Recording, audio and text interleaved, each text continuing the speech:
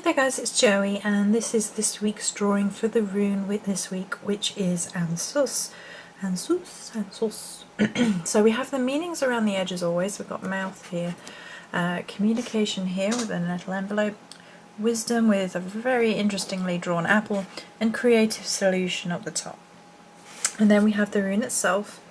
It's kind of simplistic this week, but I'm kind of a little bit in love with this rune this week already. So we have Ansuz up the side on, as usual, and then up the main body of the rune, or which are meant to look like sort of sticks or staves together as usual. So we have ravens, and they are all in shadow apart from the wing, and then they are all mouth open calling out, and then there's just sort of little symbols to sort of symbolise noise, and then a wing which I left white just to be the opposite. So it allows a little bit more detail on the wing tip here, but it's also about the balance, so they're them being in shadow and the wing being in light, so it's a sort of balancing act within it.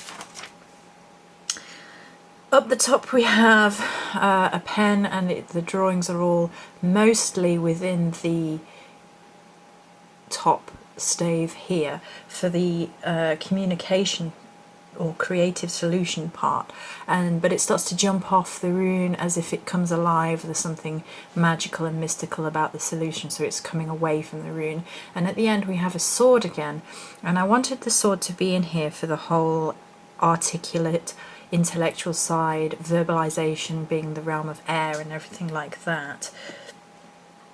I mean, there is a debate between whether the athame is fire or air.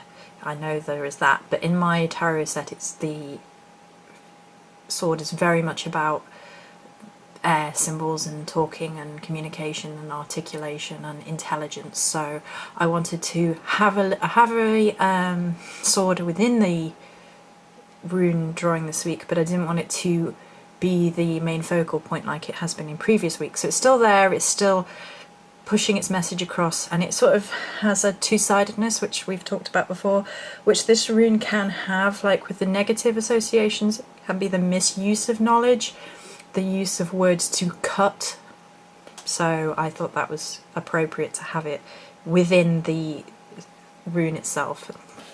And then down here is a wealth of information, books, scrolls, papers, and it's very difficult to have the spoken word, but how we now sort of document the spoken word is to write it down or to record it, so that sort of ties into it a little bit. And then we have keys along the bottom part here, just for that unlocking of wisdom, that unlocking of information, things like that. So here's my rune. It's absolutely gorgeous.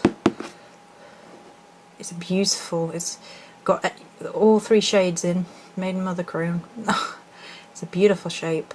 I think it's an absolutely lovely rune. I've been sat here staring at it. So that's my rune, and that's my drawing for the week. Many blessings.